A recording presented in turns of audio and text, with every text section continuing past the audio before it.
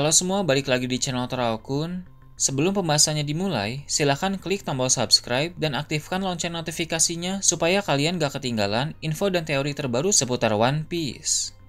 Buat kalian yang mau informasi tambahan soal SBS atau databook, kalian bisa follow Instagram Toraokun. Di sana admin akan memposting soal SBS, databook, dan berbagai teori singkat.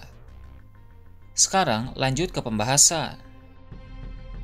Melanjutkan cerita dalam chapter yang lalu, cerita dalam chapter kali ini memperlihatkan tempat yang jauh dari Pulau Elbaf, tepatnya di Marijois. Para Gorosei membahas kembali ulah dari pasukan revolusi. Galing sebagai Gorosei baru mengungkapkan pendapat dalam diskusi kali ini. Dia berkata, untuk menghentikan pasukan revolusi, maka harus dimulai dari kepalanya terlebih dahulu. Mereka harus mengincar Dragon dan Sabo sebagai target utama. Karena jika dua orang itu dikalahkan, maka pasukan revolusi akan kehilangan arah dan mudah untuk dihancurkan. Mereka berdua memang adalah tokoh kunci dalam organisasi tersebut. Dragon adalah pemimpin yang mengatur strategi-strategi paling penting, sedangkan Sabo adalah anggota paling populer yang dikenal dunia sebagai kaisar api. Maka dengan menghabisi keduanya, itu bisa melumpuhkan kelompok itu secara keseluruhan. Nusjiro pun bilang perkataan Garling memang benar, namun tentu bukan hal mudah untuk mengalahkan kedua orang itu. Para Gorosei senior sudah mengetahui betapa mengerikannya kekuatan Dragon. Dulu saat masih di angkatan laut saja, Dragon pernah menjadi marinir dengan prestasi paling hebat dan ahli dalam menyelesaikan semua misi. Ditambah lagi dengan pengalaman yang banyak sebagai seorang revolusioner, Dragon tentu telah berkembang menjadi semakin kuat. Sama halnya dengan Dragon, Sabo juga sangat merepotkan. Para Gorosei termasuk Im Sama pernah mengepungnya di Marijois, tapi Sabo sama sekali tidak takut.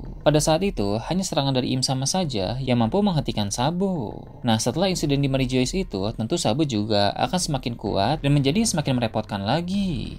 Setelah memperlihatkan Gorosei membicarakan itu semua, cerita berpindah ke dalam ruangan lain di Marijois. Di ruangan tersebut, ada seorang ksatria suci misterius yang memegang poster buronan dari Sabo dan Drago. Sama seperti pemikiran dari Garling, sang ksatria suci ini juga berpendapat untuk menargetkan Sabo dan Dragon demi meruntuhkan pasukan revolusi. Di poster buronan itu, terlihat Sabo telah memiliki bounty yang baru. Diperlihatkan bahwa bounty Sabo bernilai 3 miliar berry, setara dengan bounty Luffy. Ini menegaskan bahwa gelar kaisar api yang dimiliki oleh Sabo reputasinya setara dengan gelar kaisar laut atau Yonko. Sedangkan untuk Dragon, bounty-nya masih belum diperlihatkan dengan jelas karena poster Dragon tertumpuk oleh poster-poster yang lain. Namun, sang ksatria suci yang sudah melihat bounty Dragon itu berkata bahwa baru kali ini dia melihat bounty setinggi itu. Ini menegaskan bahwa bounty Dragon adalah yang paling tinggi di antara semuanya. Dulu Angkatan Laut memang sempat bilang bahwa bounty Roger adalah yang paling tinggi di antara para bajak laut. Namun perlu diingat, itu hanya di antara para bajak laut saja, sedangkan Dragon bukanlah bajak laut, melainkan seorang revolusioner. Jadi terungkap bahwa bounty sang revolusioner ini di atas bounty sang raja bajak laut. Pantas saja keberadaan pasukan revolusi dari dulu hingga sekarang masih menjadi perhatian banyak orang, karena pengaruh dari sosok Dragon memang berperan besar. Semakin kesini, semakin banyak juga pihak yang mulai membuka mata dan menyadari kebusukan pemerintah dunia, sehingga mereka pun mulai secara terang-terangan mendukung pasukan revolusi. Kepopuleran sang kaisar api Sabo menimbulkan kehebohan di banyak tempat, terutama di negeri-negeri yang penuh dengan konflik. Para warga di negeri-negeri itu mulai memberontak kepada para raja di negeri mereka yang semena-mena. Mereka mencontoh pasukan revolusi yang juga memberontak terhadap pemerintah dunia. Jadi, untuk beberapa waktu ke depan ini akan semakin banyak negeri-negeri yang diambil alih oleh warga dan berpihak kepada pasukan revolusi, sehingga seiring berjalannya waktu, sekutu pasukan revolusi akan semakin banyak. Sedangkan sebaliknya, sekutu dari pemerintah dunia akan semakin berkurang. Itulah yang memicu Garling dan Ksatria Suci untuk ingin segera menargetkan Sabo dan Drago. Wajah dari Ksatria Suci ini memang masih belum ditampilkan, tapi postur tubuhnya mirip dengan Garling saat masih muda. Bahkan dari segi pemikiran juga memang sama seperti Garling. Maka jelas bahwa Ksatria Suci itu adalah anak dari Garling. Jika nanti terjadi bentrokan antara pasukan revolusi dengan pemerintah dunia, maka Dragon akan melawan Garling, sedangkan Sabo akan melawan anak dari Garling itu. Beralih ke tempat lain tapi masih di sekitar Marijois, diperlihatkan Carlos yang baru sadar usai dihajar oleh Sai dan Leo. Sebenarnya kejadian itu sudah berlangsung cukup lama, tapi karena serangan dari Sai dan Leo pada saat itu sangat kuat, Carlos sempat koma untuk beberapa minggu. Kini setelah dia sadar, dia ingin balas dendam kepada Sai dan Leo. Carlos memohon kepada ayahnya untuk menangani masalah ini. Sebagai seorang Tenryubito, sebenarnya memang bisa saja menggerakkan admiral demi keperluan mereka pribadi, karena memang posisi admiral bisa mendapat perintah langsung dari Tenryubito. Contoh saat dulu di Pulau Sabaudi ketika Luffy memukul wajah Carlos, Admiral Kizaru langsung dikirim ke sana. Jadi kali ini untuk memburu Sai dan Leo yang telah menghajar Carlos di Marijois pun sangat diperbolehkan menyuruh seorang admiral. Awalnya, Roswald yang merupakan ayah Carlos menghubungi markas angkatan laut untuk meminta admiral memburu Sai dan Leo, tapi rupanya hal itu tidak diizinkan oleh Akainu karena saat ini para admiral sedang sangat sibuk dengan berbagai misi lain. Seperti yang kita tahu, keadaan dunia telah semakin kacau belakangan ini karena ada banyak masalah yang terjadi di mana-mana. Akainu bilang tidak ada waktu bagi para admiral untuk membantu tindakan balas dendam bocah ingusan seperti Carlos. Roswald sempat marah karena Akainu bilang begitu. Ini pertama kalinya seorang fleet admiral mengabaikan perintah dari Tenryubito. Namun Akainu tidak peduli dan langsung menutup Denden Mushi. Masih ada hal lain yang lebih penting yang harus dilakukan oleh para admiral sekarang ini. Roswald dan Carlos pun kesal dengan jawaban Akainu sehingga mereka mulai menghubungi para Gorosei. Ternyata Gorosei juga berkata hal yang sama. Gorosei bilang mereka harusnya bisa berpikir realistis sekarang ini. Keadaan telah semakin kacau sehingga para admiral tidak bisa diganggu. Ditambah lagi, masalah pangan di Marijois juga telah semakin memburuk, sehingga banyak hal penting lain yang harus dilakukan sekarang. Di sini, Galing pun memberi solusi. Solusi darinya adalah untuk mengirim Ksatria Suci mengurus masalah Carlos. Memang Ksatria Suci juga akan terlibat menangani masalah-masalah besar, namun tidak semua Ksatria Suci sudah mendapat tugas. Masih ada 3 orang Ksatria Suci yang belum memiliki tugas apapun.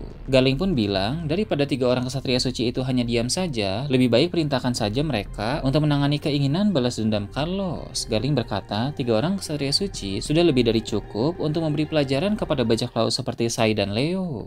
Ketika 3 orang Ksatria Suci itu mendapat misi dari Carlos, mereka malah memiliki pendapat lain. Daripada hanya memburu Sai dan Leo saja, lebih baik memburu juga semua komandan armada besar bajak laut topi jerami. Memburu Sai dan Leo saja tidak cukup, karena jika 2 orang itu berani mengusik Tenryubito, maka para komandan lain dalam armada besar bajak laut topi jerami kemungkinan besar juga akan berani melakukan hal yang sama. Dengan kata lain, mereka semua adalah bibit-bibit masalah untuk para Tenryubito, sehingga perlu untuk diatasi secepat mungkin. Sebenarnya di dunia ini banyak sekali bajak laut yang sering membuat masalah, namun hanya sedikit dari mereka yang berani secara terang-terangan menyerang Tenryubito, apalagi menyerang langsung di Marijois. Maka Sai, Leo, dan seluruh komandan armada besar bajak laut topi jerami adalah masalah serius. Jadi setelah ini akan ada 3 orang Ksatria Suci yang mulai memburu komandan armada besar bajak laut topi jerami satu persatu, mulai dari Cavendish hingga Orlombus. Berpindah ke markas angkatan laut yang tak jauh dari Marijois, diperlihatkan ruangan Akainu. Ternyata ketika tadi Akainu marah kepada Roswald melalui Denden Mushi, di ruangan itu juga ada Kizaru dan Kurouma. Mereka berdua kaget karena Akainu berani menolak perintah dan bahkan membentak Tenryubito. Akainu pun bilang kepada Kurouma, apakah perintah yang diberikan kepada pasukan intel sudah dijalankan? Kurouma pun menjawab sudah. Dia lalu melaporkan tentang semua pergerakan yang dipantau oleh intel angkatan laut. Pertama, pergerakan dari semua Yonkou. Kedua, perkembangan dari aksi pasukan revolusi. Dan ketiga, memantau jika ada pergerakan dari kapal hitam misterius. Kurouma bilang bahwa ada intel angkatan laut yang berhasil menemukan pergerakan dari kapal hitam yang membawa Rod Poneglyph. Akainu yang mendengar itu pun bilang kepada Kizaru bahwa orang itu sudah mulai bergerak. Kizaru pun menanggapi dengan berkata, orang itu sekarang ini disebut sebagai pria dengan bekas luka bakar yang dikenal memakai kapal hitam dan juga membawa Rod Poneglyph. Jadi rupanya sudah sejak lama Akainu dan Kizaru tahu siapa pria dengan bekas luka bakar itu. Meskipun Akainu dan Kizaru tidak mengincar One Piece dan juga tidak membutuhkan Rod Poneglyph terakhir, tapi mereka berdua selalu mewaspadai pria dengan bekas luka bakar. Kurouma yang merupakan Vice Admiral baru pun terlihat kebingungan dan bertanya-tanya siapa sebenarnya orang yang mereka maksud. Akainu pun bilang pria dengan bekas luka bakar itu adalah orang yang sangat merepotkan. Jika keadaan sangat mendesak, Akainu sendirilah yang akan menghadapi orang itu, kemudian membawa Rod Poneglyph yang dia bawa ke markas supaya para bajak laut tidak ada yang bisa mencapai Laugh-Tale. Ini adalah langkah yang cerdas dari Akainu. Jadi jika para bajak laut ingin mendapatkan Rod Poneglyph itu, maka mereka harus mendatangi markas besar angkatan laut terlebih dahulu. Akainu bisa memasang banyak jebakan dan juga perangkap untuk para bajak laut. Jadi di sini seperti ada sebuah kompetisi siapa pihak yang bisa menemukan pria dengan bekas luka bakar terlebih dahulu, apakah para bajak laut atau malah angkatan laut. Terakhir, berpindah ke tempat berbeda di lautan, diperlihatkan kapal milik bajak laut Fire Tank. Di sana juga ada Lola, karena seperti yang kita tahu dari kisah cover story, dia telah menikah dengan Gotti, salah satu kru dari Kapon Gang BG. BG pun menjelaskan tempat-tempat mana saja yang akan mereka kunjungi ke depan nanti, dan salah satunya ternyata adalah Pulau Elbaf. Namun, Sifon yang merupakan kembaran Lola bisa merasakan bahwa Lola sedang ketakutan. Dia bisa mengerti alasan ketakutan kembarannya itu, karena Pulau Elbaf tadi yang dibahas oleh BG adalah tempat tinggal Pangeran Loki. Lola masih trauma karena dulu dia pernah dilamar oleh Loki, sehingga dia takut jika harus menginjakkan kaki di Pulau Elbaf lagi. Chiffon pun meminta BG untuk menghapus Elbaf dari tujuan selanjutnya, dan berhubung BG sangat menyayangi Chiffon yang merupakan istrinya, maka dia pun setuju dengan menghapus Elbaf dari daftar tujuan. BG bilang kepada yang lain bahwa masih ada pulau indah lain yang bisa mereka kunjungi, sehingga lebih baik lupakan saja Pulau Elbaf. Nah itu tadi berbagai hal menarik pada chapter 1134. Gimana menurut kalian? Silahkan tulis di kolom komentar di bawah. Oke, segitu aja untuk pembahasan kali ini. Jangan lupa like, share, dan subscribe untuk video menarik selanjutnya. Gue Tora Akun, Shambles.